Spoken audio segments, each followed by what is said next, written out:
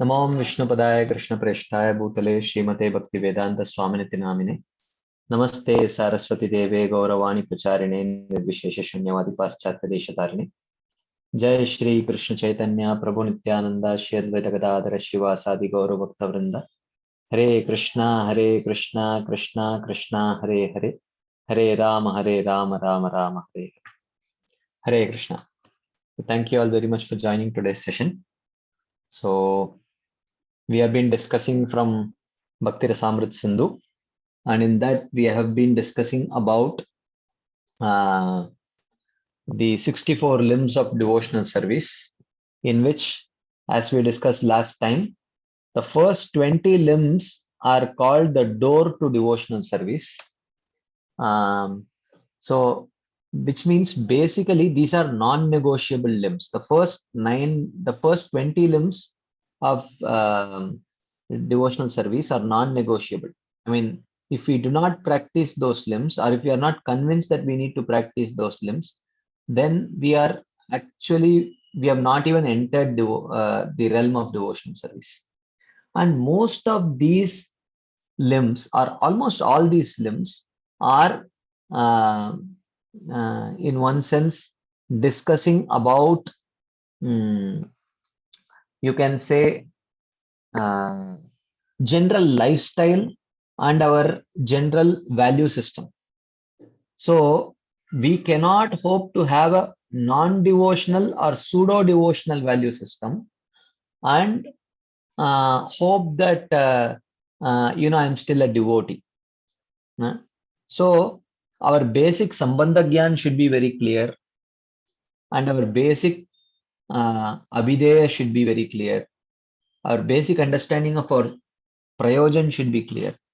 So with an improper pseudo sambandha gyan, we cannot actually call ourselves devotion, in one sense, devotees or practicing pure devotees. So therefore, if you see, these first 20 limbs have more or less have something to do with our, you can say, our convictions and our lifestyle, whether it is favorable or unfavorable, like that. Like, say, for example, the first 20 limbs we were seeing, first 10 limbs we had seen, Dhatri Ashwattadi Gauravam, respecting Amalaki, Ashwatta, Tulsi, and all that, which means basically we should know what is connected to Krishna and how things, people, places connected to Krishna have to be respected. So this is a basic thing. So, but if you are not convinced of this, then we have not entered into the realm of devotional service, right? Basic tadiya, that which is connected to Krishna has to be respected, right? This much conviction any devotee should have. So if one does not have that conviction, then we have to ask, then are we devotees, right? So as we were discussing last time, it's not about the inability to do that. Like, say, for example, if uh, if if we are rushing somewhere and we are really in a hurry, something emergency, and we are not able to offer our respects to Tulsi Maharani, whom we saw on the side. This is not talking about that. This is talking about, are we convinced that Tulsi Maharani has to be worshipped?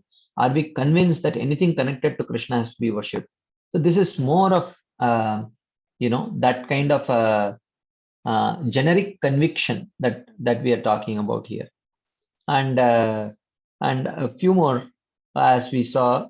Uh, yeah, Yavadartha Anuvartita, living with minimal material needs, which means, I mean, it may change from people to people, and we may not be able to do it also.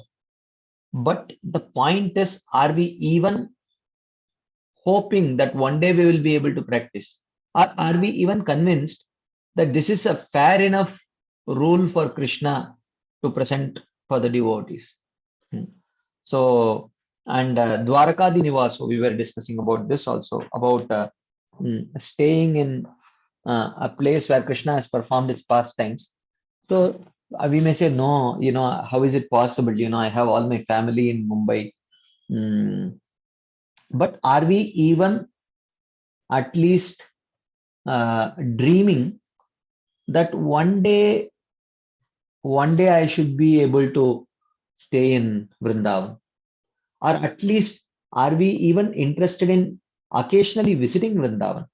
Are we approaching it devotionally, and are we even planning that? Oh, are we even yearning? अरे मेरे से नहीं हो रहा है, but काश एक दिन मैं भी वृंदावन जा पाऊंगा. Like that, are we even dreaming that, oh, it would be nice, how nice would it be if one day I also get to go to Vrindavan and stay in Vrindavan? Are we even thinking along those lines? These are things, these are not something that we are expected to do. This is the first 20 limbs are not time taking limbs. It's not that like chanting we need to take 2 hours to chant every day 16 rounds like that. This is not like that. This is our generic lifestyle and our generic convictions.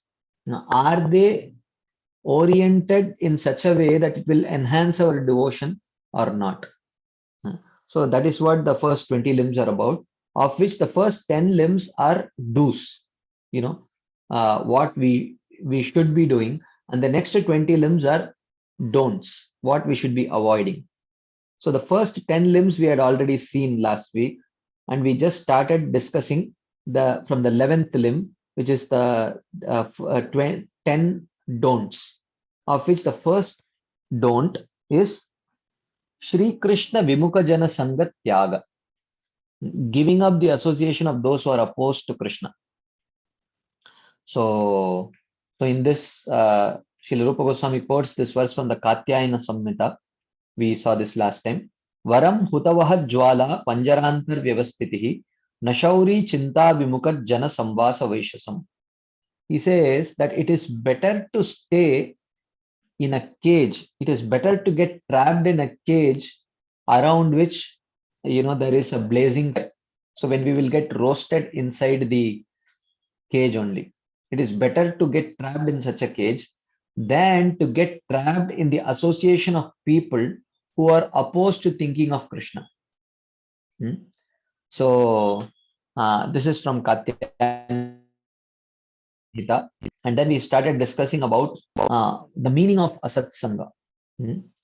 So we were discussing, Srila Bhakti Vinod Thakur mentions in Bhakti Aloka that what is the meaning of Sangha? He says Sangha means where there is where we have the 6 exchanges. Dadati pratigranati guhyamakyati pruchati bhunkte bhojayate cheva shadvidam priti lakshana. So where there are the 6 symptoms of loving exchanges between people, so when the 6 exchanges are there, then it is called as Sangha. So because Sangha means that which can create an impact in our heart, that is Sangha, right? Many times we may live with people, but we are least bothered about their existence. And there is no dadati pratigranati guhyamakyati pruchati bhunkte bodhayate cheva. So that kind of existence, or you can say cohabiting, is not really actually called as Sangha, because that association will not impact the heart. So Sangha means an association which can create a very positive impact, that is called as Sangha. And positive impact, according to Srila Rupa Goswami, is created by these 6 exchanges. So what is positive impact? Positive impact means where we start getting attracted towards their value system. That is positive impact. So, so when we stay in the association of devotees, and when we start having these 6 exchanges with devotees, then naturally we will get attracted to that devotee, and over a period of time, what the devotee values, we will also start valuing. That is what is called as uh, an osmosis of value system, where there is a flow in and flow out of value system. So where these 6 exchanges are there, not only do we have an osmosis of affection, but there begins an osmosis of value system also, which means what that person values, we will also start valuing.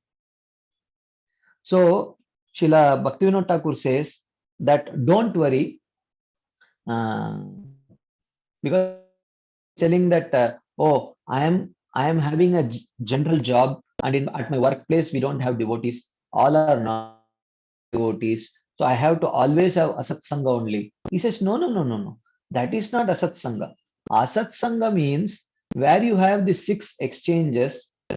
When you have these 6 exchanges, then you become emotionally dependent on them, and when we become emotionally dependent on people, that is when this osmosis of values that starts happening. Whatever that person appreciates, we will also start appreciating. So he says that as long as you don't have these 6 exchanges with the people at your workplace, where you don't become emotionally, because of which you don't become emotionally dependent on them, and where there is no osmosis of values, then you are safe. But when we start, so therefore he says these 6 exchanges should be with devotees. This is what we were discussing last time, right?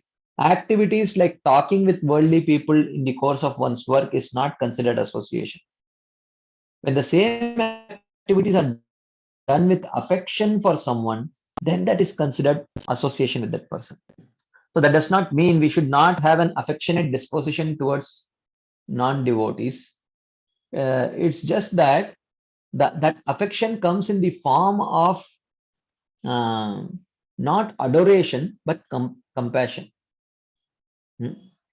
So, when, as long as that affection takes the shape of compassion and not adoration, it's fine.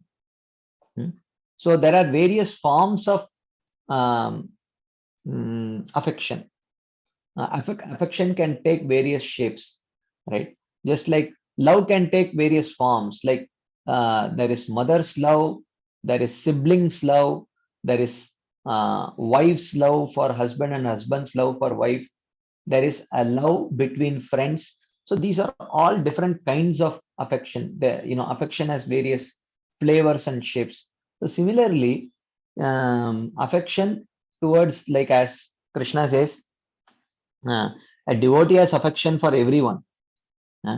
Ishware prema tadadineshu maitri balisheshu kripa vishatsu upeksha. Right? This is what Bhagavatam says. Ishware tadadineshu balisheshu dvishastucha prema maitri kripa upeksha yakkaroti samadhyama. So towards Krishna, you have love. Towards the devotees, you have friendship. So love takes the form of friendship. With Krishna, the love takes the form of worship. With innocent non-devotees, the love takes the form of compassion. And with inimical people, the love takes the form of avoidance. Because you care for them, therefore you don't go close to them. Because when you go close to them and share something, they'll become inimical and start criticizing Krishna and people connected to Krishna, and they will go away from Krishna. So out of that affection towards them, you stay away, right? So, and therefore, he says that we do have affection towards non-devotees also, but that affection should take a different form. We cannot become emotionally dependent on them. Then we will start adoring them. Then we will start borrowing their values, and we will start following their values.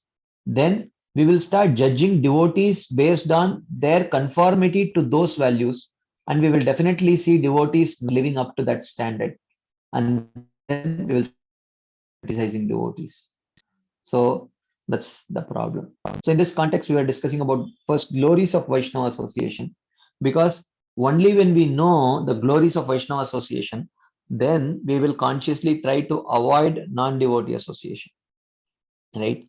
So he quotes from this Adi Puran verse, Ye me bhakta jana partha name bhaktas chate jana mad bhaktanam cha ye bhaktas te me bhakta tamamataha.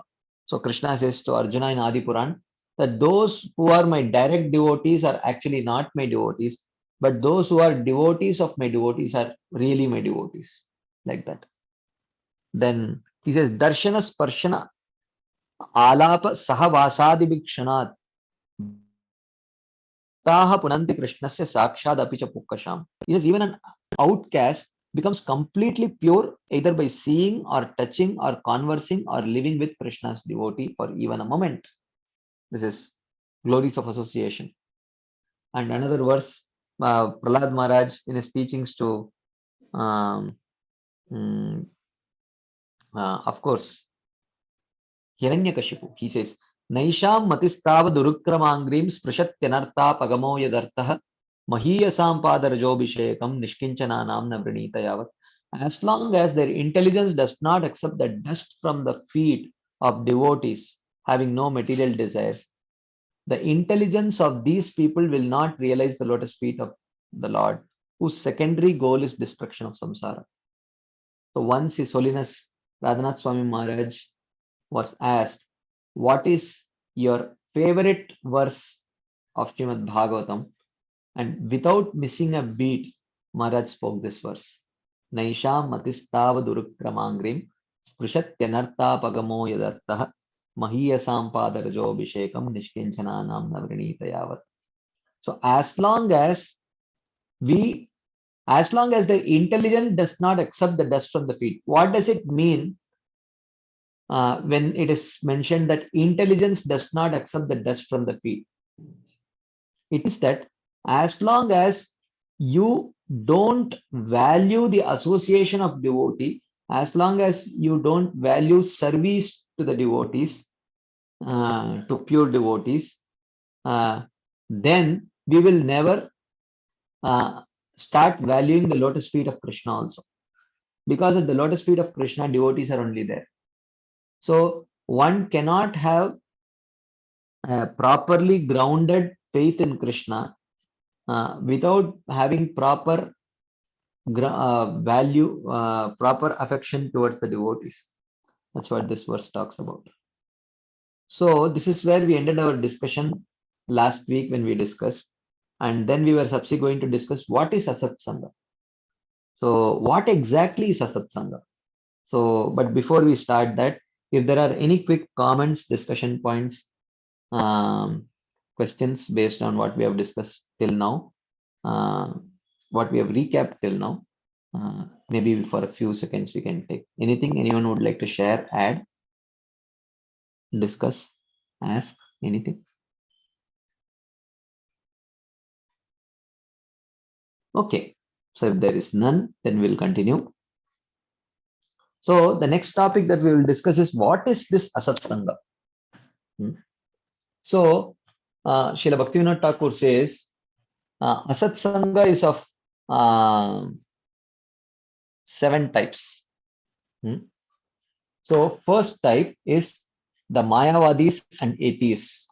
These are one type. He is not even putting them as 2 types. They are one type only because Mayavadis are actually atheists only. So then the second category of people are sense enjoyers. They are also Asatsanga. The third category are those who are fond of sense enjoyers. We may not ourselves be active sense enjoyers, but we appreciate or we adore other sense enjoyers. Then that is also, those who are fond of sense enjoyers. Then women for men and men for women, as long as it is illicit, right? So that is unfavorable association. Not only that, womanizers association is also very dangerous. In fact, this is more dangerous than 5 is more dangerous than 4. Then sixth are the hypocritically devout, which means externally they are very devout, but internally they are hypocrites. Their association is also very dangerous. Then the seventh is the ill-behaved outcasts. Those who are very crude in their behavior, like that. So now we'll see what these 7 categories are. So talking about the association with Mayavadis, here he says, Buddhi Brashta Haila Tomar Gopalera Sange Mayavada Shunibare Upajila Range Vaishnava Hanya Yeba Shariraka Bhashya Shune Sevya Sevaka Bhavachadi Apanira Ishwaramani. So this is Swarup Damodar Goswami chastising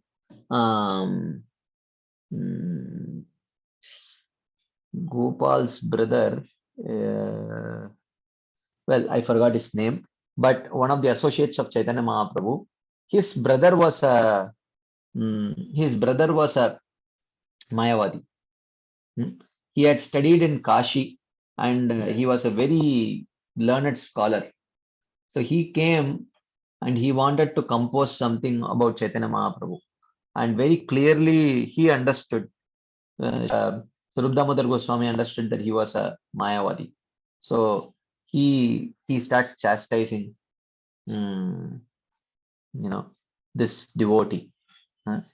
So he says, Buddhi Brashta Haila Tomar Gopalera Sangi. In the association of your brother Gopal, your intelligence has become spoiled. Mayavada Shunibare Upajila Range. And therefore you have become very eager to hear this Mayavad. Vaishnava Hanya Yeba Shariraka Bhashya Shune. When one who is a Vaishnava starts hearing this Shariraka Bhashya from these Mayavadis, Sevya Sevaka Bhavachadi Apanera Ishwaramani. Then they give up this mood of servant and master, and they start thinking that they are actually the Supreme Lord. So this is Mayavad.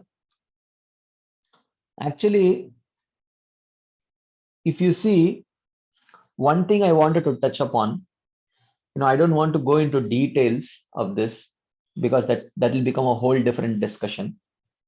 Actually, our acharyas, whether it is Bhaktivinoda Thakur or Bhakti Siddhanta Saraswati Thakur or any of the past acharyas, starting from Chaitanya Mahaprabhu himself, including Srila Prabhupada and the Vartaman acharyas, they have always been against non-pure devotional ideologies. They have never been against any religion.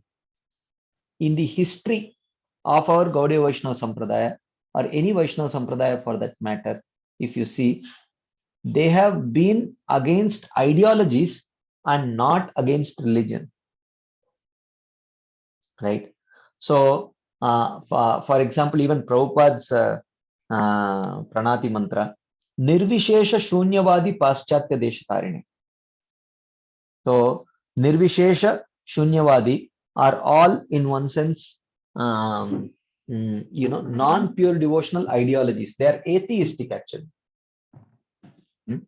So, these incomplete, improper, pseudo-devotional, anti-devotional ideologies can be seen in any religion.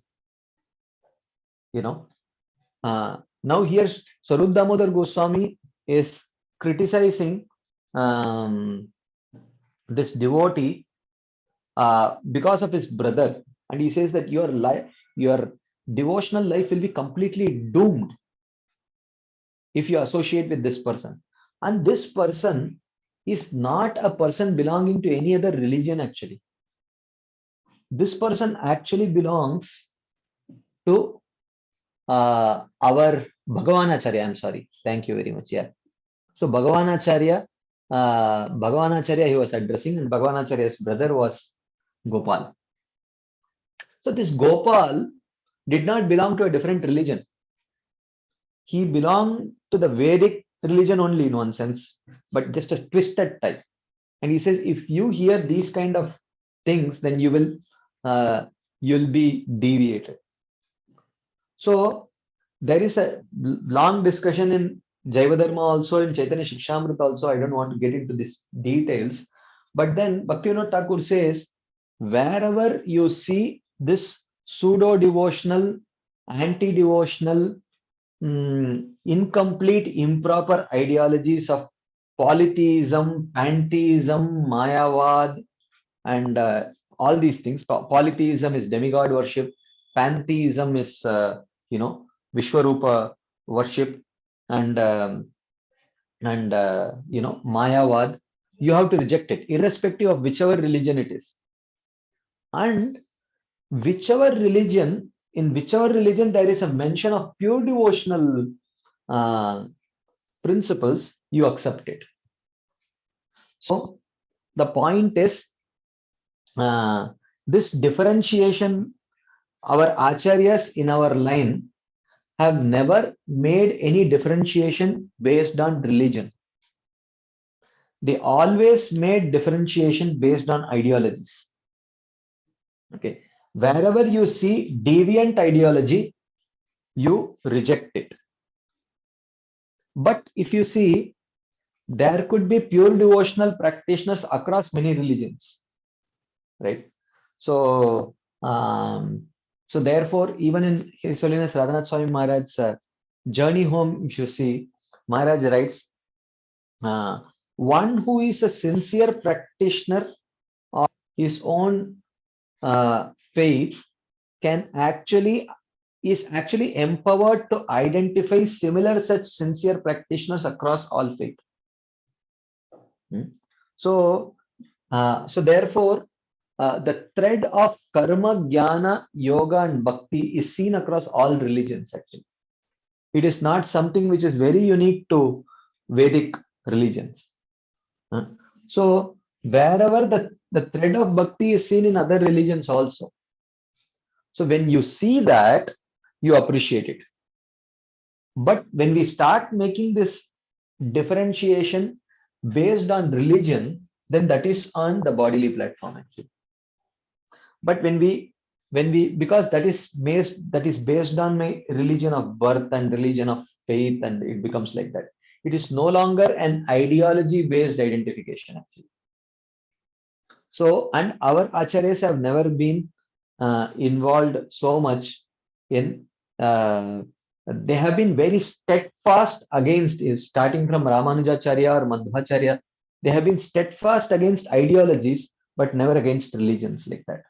So we should also understand that this kind of a religion-based identification is on the bodily platform. This is not on proper spiritual platform like that. So he says here, Buddhi Brashta Haila Tomar Gopalera Sange Mayavada Shunibare Upajila Range Vaishnava Hanya Yeba Shariraka Bhashya Shune Sevya Sevaka Bhavachari Apanera Ishwaramane. So in today's day and age, you may not really identify Mayavadi who studies Shariraka Bhashya. No one has that kind of patience or capacity or intellectual capacity to actually study Shariraka Bhashya, because it's very technically rigorous. One needs to understand proper Sanskrit and all those things.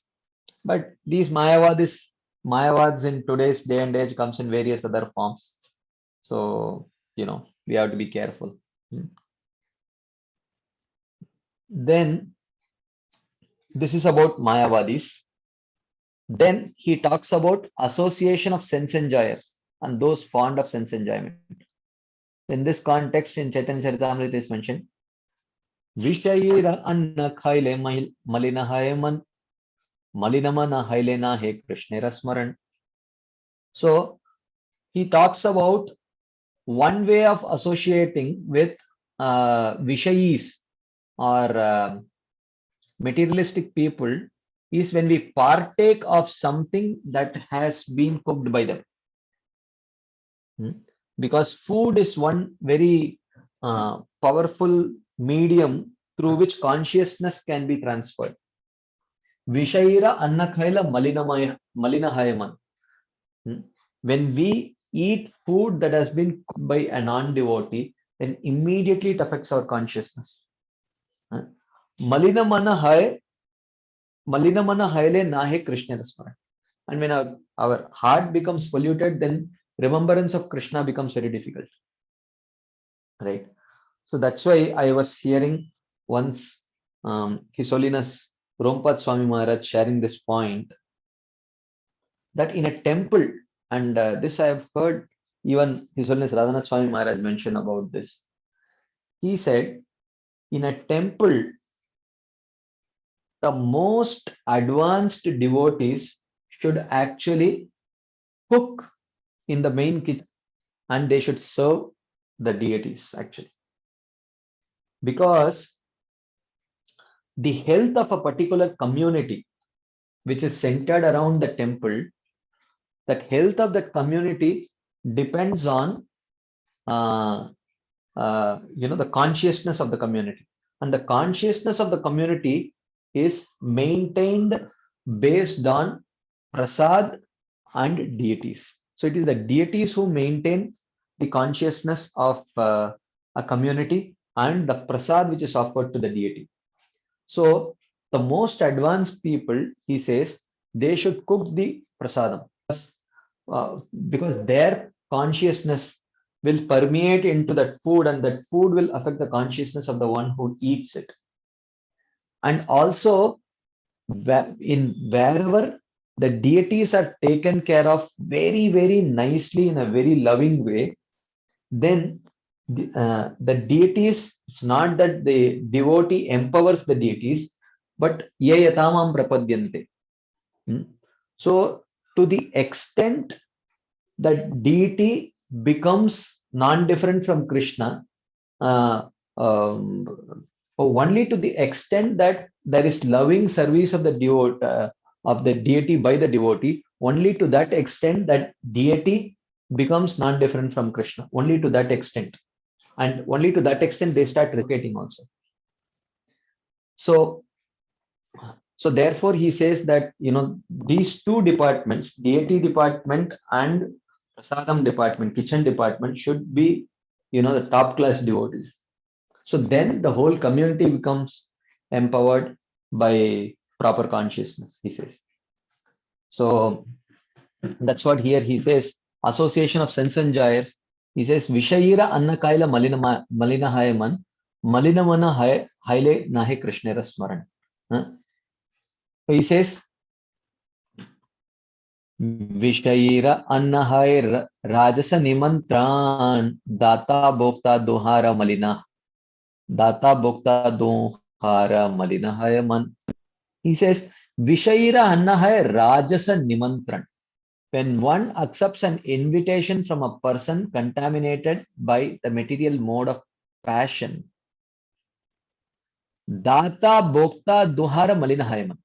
The person who offers the food and the person who accepts it are both mentally contaminated. So we have to be very careful. So, okay, someone is asking, does contamination mean 6 anarthas? Yes, definitely. Contamination means contamination of the modes, and the modes manifest in the form of these 6 anarthas, like that. So this is, just brief touching about, association with sense enjoyers and those fond of sense enjoyment. And of course, this does not necessarily just come in the form of eating food. Association with sense enjoyers, through our own phones also, we are constantly associating with sense enjoyers only, in one sense. So this is one thing, right? So then okay,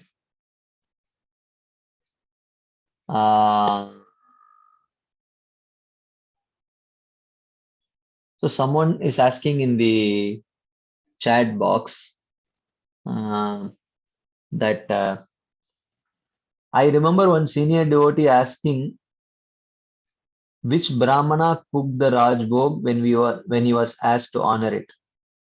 So how do we understand this? When it is offered to Krishna, means it is purified, right? So I mean, when it is offered to Krishna, isn't it purified? Then how does it matter who has cooked it? So well, uh, if the person, it is purified only to the extent that the person who has cooked it and offered it truly believes that Pratima nahi tumi sakshat Brajendra Nandan. For one who does not believe it, the deity remains a stone only, actually, and without any potency. So, actually, faith is a very fluid thing. Faith is not black and white. Faith is actually very, in one sense, very fluid. It is not black and white. So, Srila Bhaktivinoda Thakur he mentions that there are three levels of worshipping the deity. He says the Kanishtadhikari, his approach to the holy name and his approach to the holy deity is on the Jadamaya platform. Jadamaya platform means he sees the deity as a stone only. And he sees the holy name as any other name. This is a Prakrita Bhakta, almost a materialistic devotee.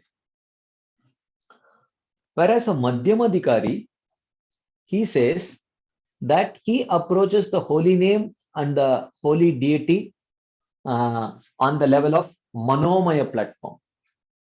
Okay, so I will just write this. I will just write this. A Kanishtadhikari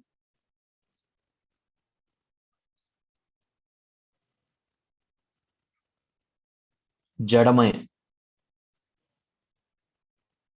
Okay, a Madhyamadhikari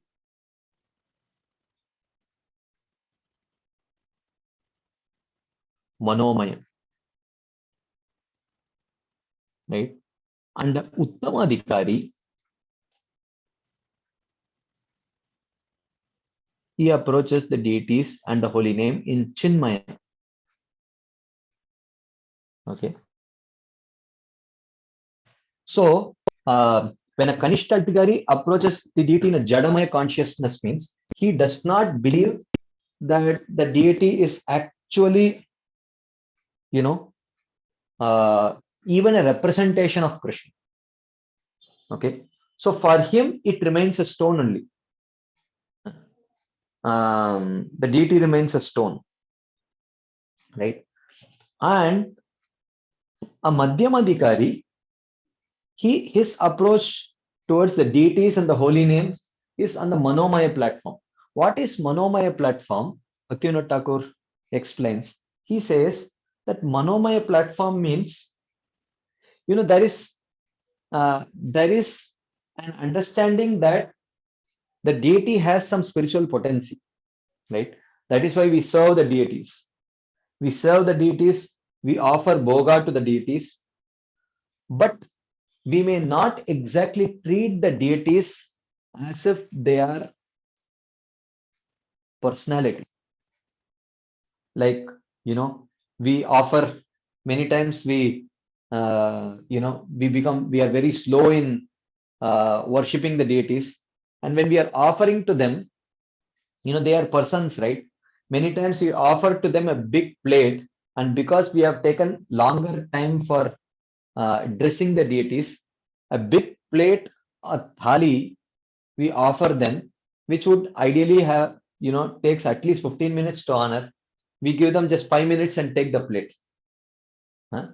Because we see them as, they have some purifying potency. That much we know. But we may not see them as persons.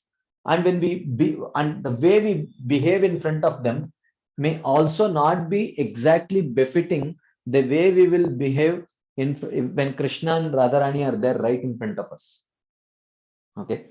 So to the extent that we see them as being non-different from Krishna and deal with them as being non-different from Krishna, they will remain actually non-different from Krishna, Radharani and Krishna. But many times, our level may not be like that. So a Madhyamadhikari is Manomaya. I remember once one of our devotees was serving Girirajji in Govardhaniko village. Uh, he was sharing his experience with His Holiness Radhanath Swami Maharaj. And he was asking, Giriraj Shila, he was asking, Maharaj, how should we dress it? Maharaj looked at him and he said, you mean, how should we dress him? And he was still thinking, what difference does it make? What difference does it make? And then he said, Maharaj, um, like, how should we paint it? Like this 2, 3 times. Maharaj said, you mean, how should we paint him? He corrected. So the point is, so the very fact that this devotee is willing to serve that piece of stone does not, it very clearly you can very clearly see that he is not in Jadamaya platform. He is not seeing that as any ordinary stone. But so he definitely wants to serve that stone, which probably internally he is probably seeing it and dealing with the stone as a very special stone which is worthy to be worshipped. But an Uttamadhikari is seeing that Giriraj Shila as a personality. So without missing a beat, then when he asks, how should we dress it, Maharaj? And he asks, you mean, how should we dress him? He immediately corrected. It was not like he thought about it or anything like that. So this is Manomaya consciousness, right, of a Madhyamadhikari. He knows that the deity is very special and they have very special potencies. That's why we go in front of the deities and offer prayers.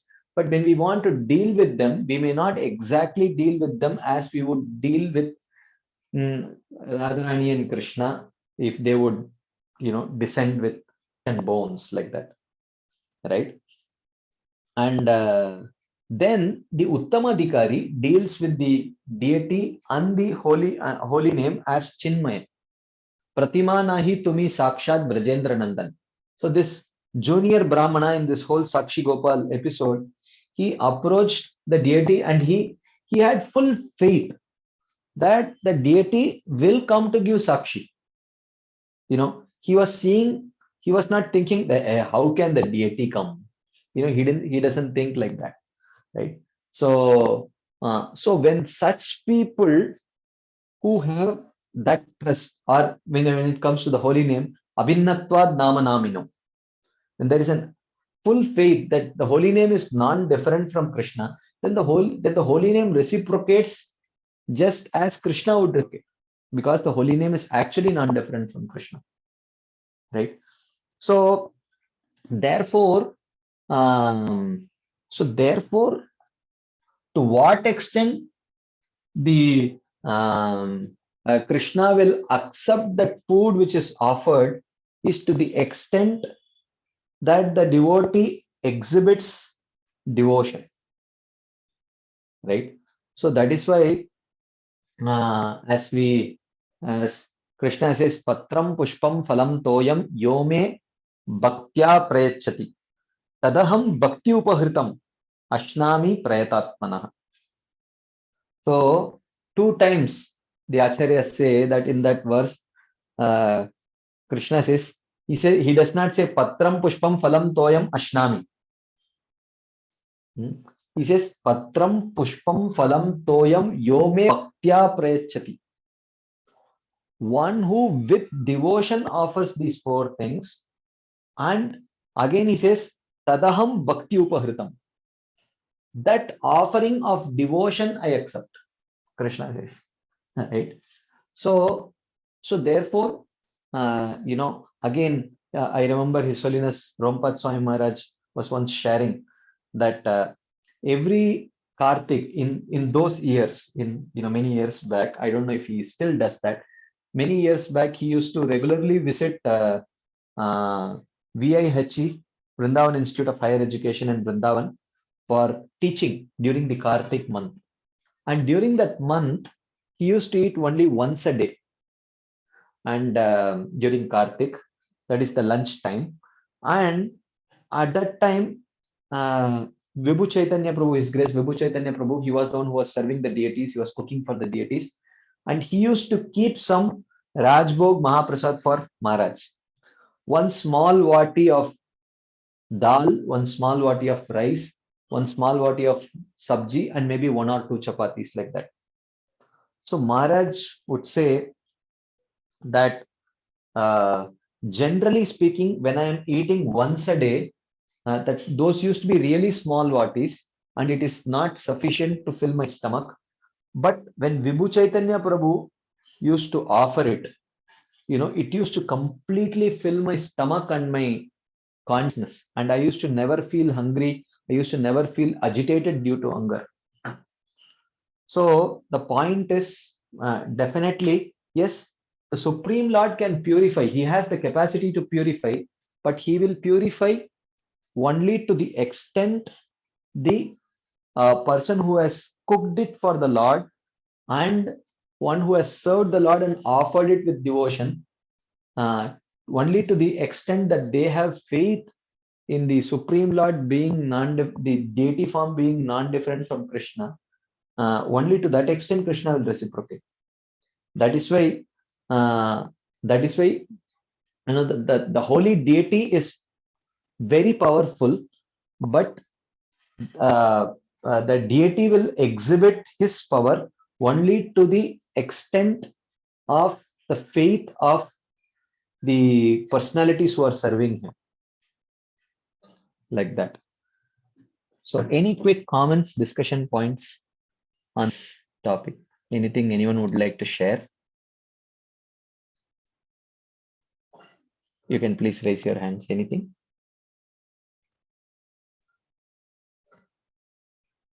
Okay. If there is none, then we will continue. So then the next topic is the next type of unholy association. We have seen till now Mayavadis, association of sense enjoyers and those fond of sense enjoyment, and then the so basically three categories. Next, fourth and fifth, women and womanizers association. Here we see it from Kapila Dev's teachings. He says, "Na tatasya bhaven moho bandascha anya prasangatah yoshit sangad yata pumso yata tatsangi sangatah." He says, man's bondage and bewilderment is not due to attachment to objects. Asya moha cha bandha, his moha, bewilderment, cha bandha, bondage, na tata bhaved, is not so much due to anya prasangatah. Prasangatah means attachment. Anya prasangatah means due to attachment to other objects. Yata, to the extent, yoshit sangat. It is, a person does not get attached to so much to other things as much as there is a potential to get attracted to the opposite sex. Yata tat sangi sangatah. So yata tat sangi sangatah pumsah. Okay. So this is what is mentioned. Because attachment to people is two-sided. Attachment to objects is one-sided, right? You can get attached to the object, but the object will never get attached to you because it is inanimate, right? So he says that attachment to people is always very strong, and when that attachment is to personalities of opposite sex, then it becomes all the more stronger. As Rishabhadev says, Pumsa striya mithuni bhavametad tayor mito hridaya grantimahu ato grahakshetra sutapta vittair janasya mohoya mahammameti. Right? So he says the unique nature of the bond between a man and a woman, especially when it is unholy and adharmic, is that tayor mito hridaya grantimahu. You know, we hear about different types of knots, right? Like in NCC and in Navy, they teach different types of knots for different purposes. Huh?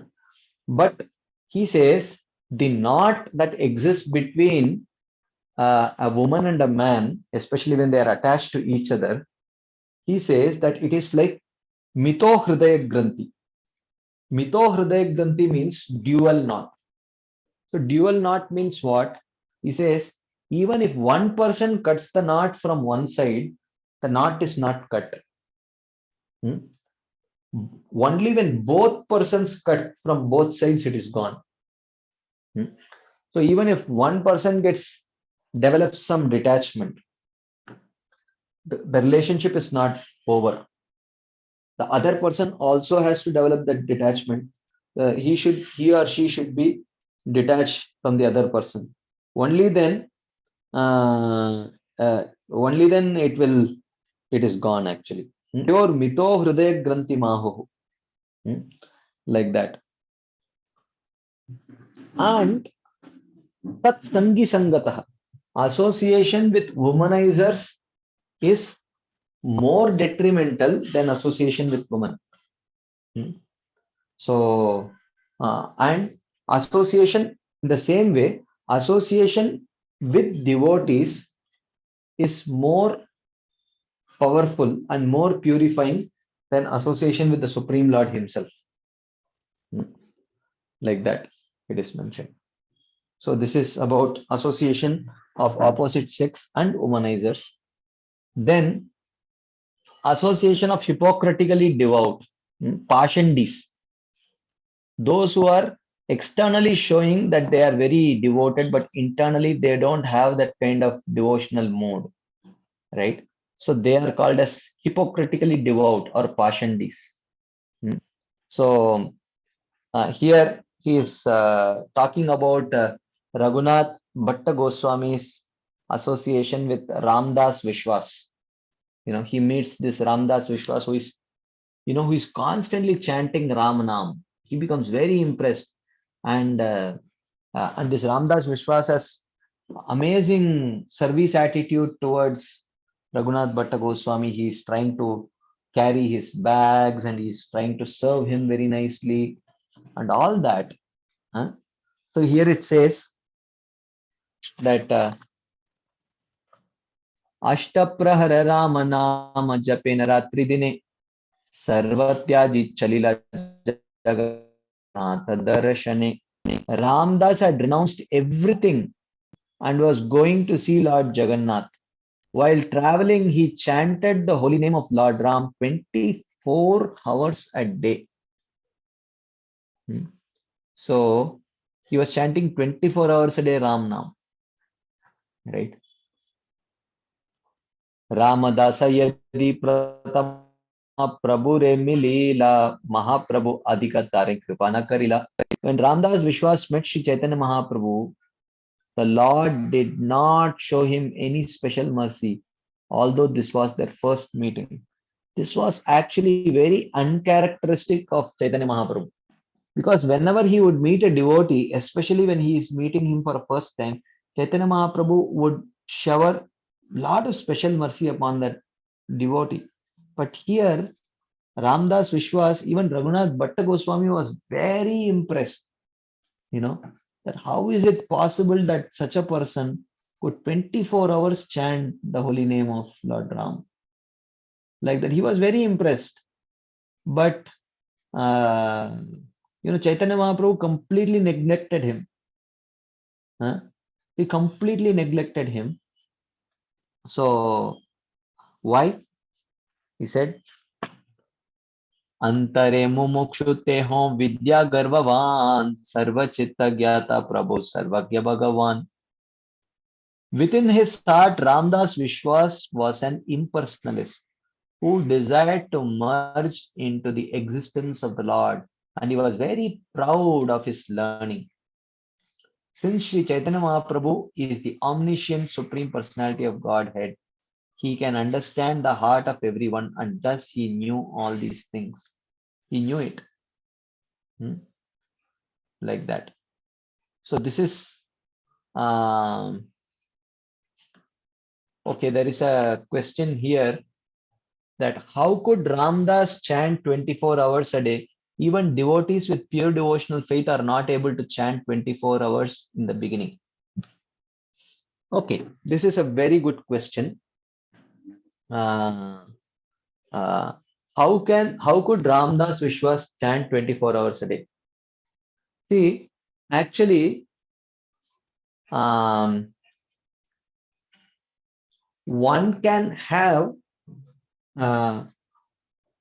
can be a very aggressive businessman, and one can have a very aggressive appetite for business, and others can have a very weak appetite for affection. Like, isn't it possible? So someone can work 20 hours a day, or you can say at least 20 hours a day. People can keep working 20 hours a day for money.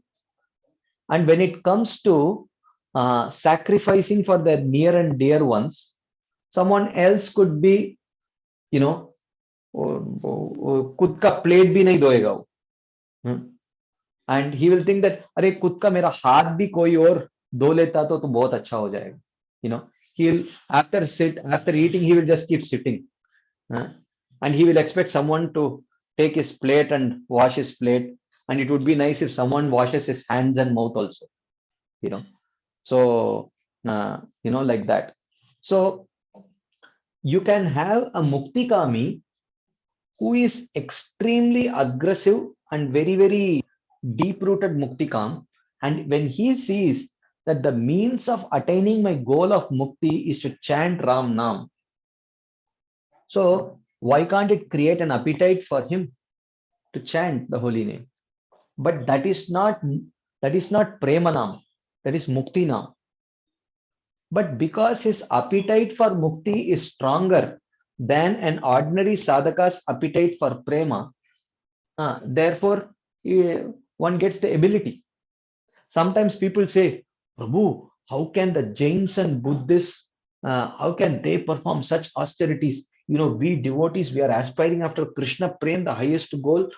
We cannot perform such austerities. Well, where in Bhagavad Gita Krishna says that only devotees can perform austerities, right? So, Krishna talks about austerity in the mode of goodness, austerity in the mode of passion, austerity in the mode of ignorance, and transcendental austerity. So he does not say austerity in itself is a transcendental thing. It could be austerity in the mode of goodness, passion, and ignorance. They are all material, right? Similarly, there could be, knowledge in the mode of goodness, passion, ignorance, and transcendental knowledge, right? So therefore, these are different things. So why should we think that, Ramdas could never chant 24 hours a day? When someone can work 24 hours a day for money, why can't someone work or chant the holy name 24 hours a day for mukti, right? So therefore, that should not be very difficult, actually.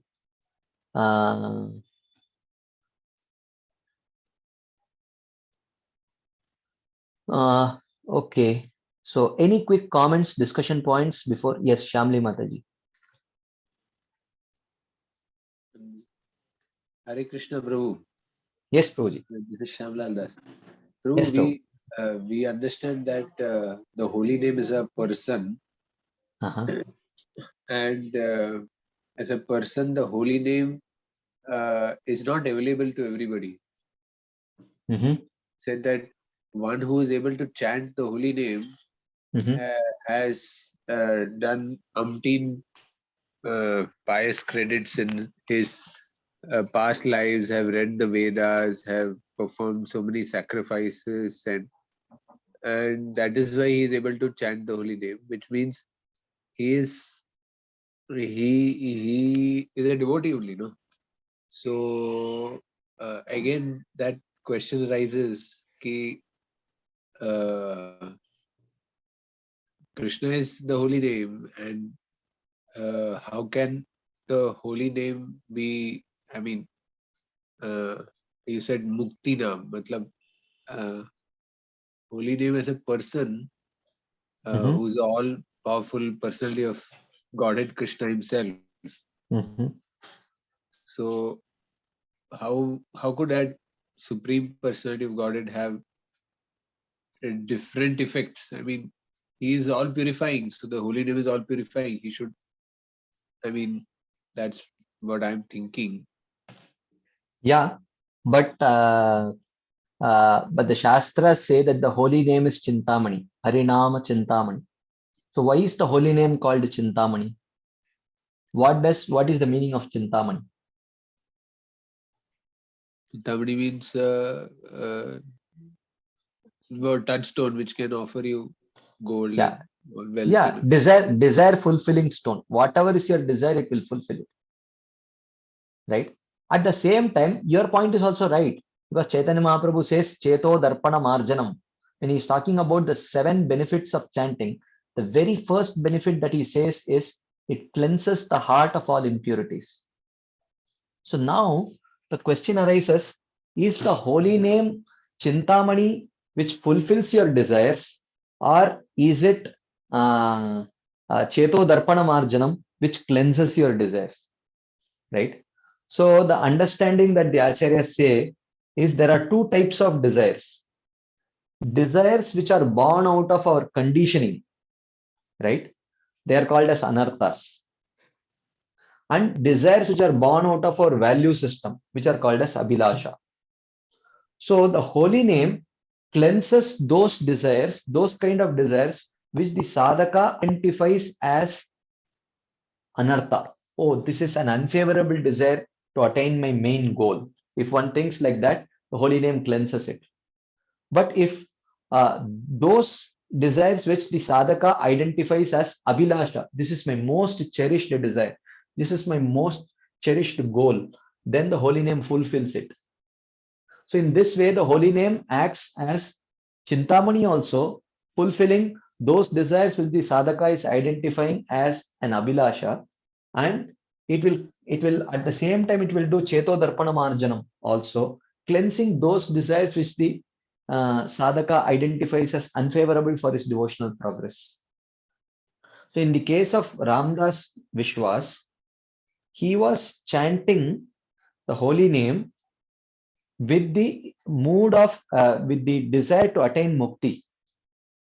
So not trust in the potency of the holy name, but he wanted to get mukti. So for him, for a devotee, mukti, desire for mukti is an anartha. But for an impersonalist like Ramdas Vishwas, desire for mukti is an abhilasha. So therefore, the holy name acting as Chintamani fulfills that desire. It will not purify him. Purification can happen only in the association of pure-hearted Vaishnavas. But the holy deity, the holy name, and all of them, they will just reciprocate according to the mood. They will not deal, they will not try to change the free will of that person. The devotees only will try to change the free will of that person. So Ramdas Vishwas, we do not know his story further, what happened to him, by the association of Raghunath Bhatta Goswami, he eventually became a pure devotee. We do not know because there are such cases. Like say, for example, Gopal Chapal. Gopal Chapal was the one who actually blasphemed Srivas Thakur. He tried to do character assassination of Srivas Thakur, and eventually he got leprosy. But eventually this Gopal Chapal had a transformation of heart in the association of devotees, and eventually he became a very great Vaishnava, and his name was Devaki Nandan Das Thakur, and he has written bhajans glorifying devotees actually.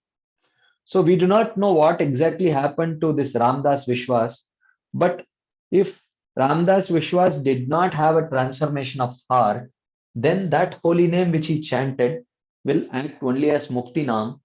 And in Harinam Chintamani Bhaktivinoda Thakur writes about, there are different types of names. Premanam, Muktinam. It all depends on with what mood we chant. If we chant with the mood of attaining a relationship with Krishna, the holy name will reciprocate in that way. Ye yatamam prapadyante tam stataiva bhajamyaham. Is that okay, bro? Shamlal, bro. Thank you, Prabhu. Thank you. Wonderful. Hare Krishna. Thank you. Thank you. Hare Krishna. Okay. Anything else before we wind up for the day? Anyone would like to share something? Okay. So thank you all very much for your patient listening and your enthusiastic participation. We will continue this discussion next Thursday. Oh, okay. Leela Manjari Mataji had something to share. Yes, Mataji. Prabhuji, I spoke to few more Mataji devotees also. Initially. Actually, it's a practical problem. Sometimes now we do offering little faster than we done. Like you said, now 15 minutes. Any adult person, if you give dal rice, sabji chapati, sweet, minimum to lagta hi hai. We all know. But then practically it becomes so much time tight. Now, how much ever you try to get up early and try to really do things and fit in things in jigsaw puzzle timing. Sometimes you tend to keep only for 5 to 7 minutes. So I know I should not be asking you. You are not a grasta and neither you are a female. But then, how to really means we don't want to. How to put it? We don't want to feed Krishna nicely, but you have to reach in time in the hospital at 9 o'clock. Take your food and pack things and so many things, 100 things, wash clothes. Correct. In the kitchen. It's like it's not one thing कि ठीक है भैया सिर्फ अभी भोग लगाने जैसे temple में कैसा होता है कुकिंग टीम सिर्फ कुकिंग करता है उसके बाद क्लीनिंग टीम अलग रहता है offering team see here correct. All in one you have to correct everything in life you have to clean the bed and you have to whatever things like from start to end. So how to really make it happen and not make Krishna feel bad कि अरे बाबा ये इतना fast क्यों भोग लगाते हैं? Yeah, I'm sorry, Mataji. I am the most, as you rightly said, I am not very qualified to answer on this because I'm sorry. I'm not telling you're not qualified. No. But I'm just telling honestly. My standards are still low. As you anyway. So the point is, I will give one principle, Mataji, which I read from Srila Bhakti Tirtha Swami Maharaj's writings. So he said that if we understand this principle, then we have understood it. So Maharaj said, actually, Shastras say that you should not use the items which have been used by your guru. So this is a principle. The Shastras say this. You should not. And one of the main things which you are never supposed to use is the seat of the guru. You cannot use. But if you see in today's ISKCON setup, the guru is a traveling guru, and the guru's Vyasasana is practically used by everyone, right? So all his disciples practically use his Vyasasana, his seat, and many times the guru has to use that Vyasasana which has been by his own disciple. Guru's Mahaseat has to be used by the disciples' Mahaseat will be used by the Guru. So he says that yes, it is true that so what could be our response? We may think that ye sab rules are, it is not possible to follow in today's day and age. We may just say that it's impractical, right? So yes, it is impractical, but Maharaj said, look, we may, for whatever reasons, we may not be able to follow it, but we should definitely know these rules, because for whatever practical purposes, if we are not able to follow, we can at least be repentant. Right. So he says that, I am not supposed to use my guru's things, but I am using my guru's things because that is the way the system is. Krishna, will you please forgive me? At least we can try to muster some, you can say like some repentance within our heart and beg for forgiveness. So our inability to do it up to the standard can to some extent be adjusted with our proper attitude of repentance. That's what Maharaj says. So that's the principle, man. And the time we can do is like Sunday or any holidays. We should do it properly. And Yeah. other we should try our best to do it properly. Yeah. Pray all bless so that we can do it properly. You all have to bless me, Mother. You all are senior devotees. Thank Hare you. Krishna. Thank you, Mother. Hare Krishna. Thank you all very much. Srila Prabhupada ki jai. Srila Rupa Goswami Pad ki jai. Shri Bhakti Rasamrita Sindhu ki jai. Hare Krishna. Thank you very much.